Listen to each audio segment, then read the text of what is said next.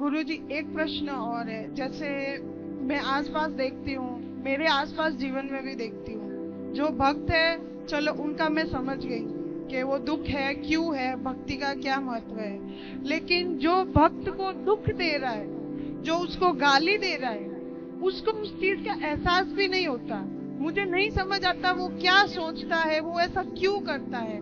और उसका पूर्ण जीवन अच्छे से चल रहा होता है और वो भक्त रो रहा होता है, और उसका पूरा जीवन अच्छे से चलेगा। अगर उसको सजा मिलेगी तो वो भी मरने से कुछ दिन पहले।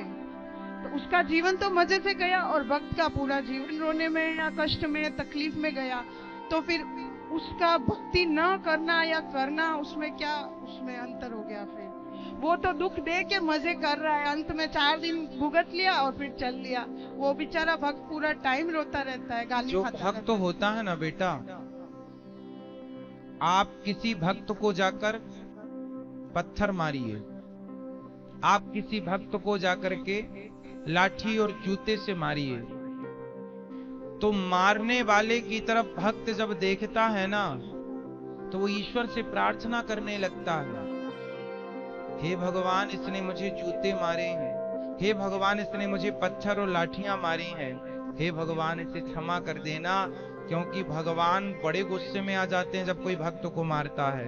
पर वो भक्त, आज की कथा सुनी आपने, द्रौपदी के 5 बेटों को मार डाला था अश्वत्थामा ने, और भगवान ने पूछा कि बता क्या करूं इसके साथ। द्रौपदी ने क्या कहा, छोड़ दो, छोड़ दो।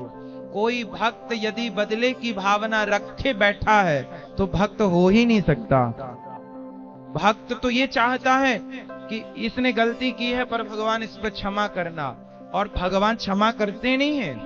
विभीषण को लात मारा रावण ने, मारा, लात मारा भगवान ने, भगवान को, भक्त को।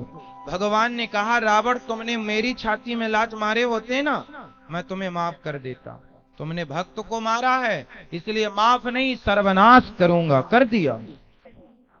एक बात बताओ कि जब तक रावण ने विभीषण को लात नहीं मारा, तब तक राम जी ने लंका में एक भी बाण छोड़ा हो, एक भी नुकसान किया हो लंका का, तो मुझे बताओ।